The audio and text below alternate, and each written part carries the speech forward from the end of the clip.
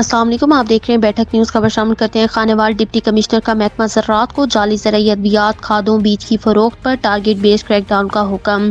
کھادوں کے ذخیرہ اندوزوں اور ناجائز منافع خوروں کو جیل بھجوانے کا ٹاسک۔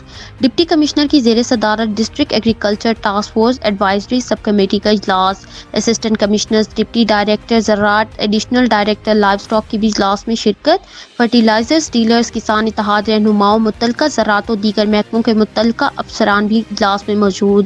ڈپٹی ڈائریکٹر زراعت ڈاکٹر محمد اقبال نیازی کی محکمہ کارکردگی کسان کارڈز کے اجراء کے بارے میں بریفنگ۔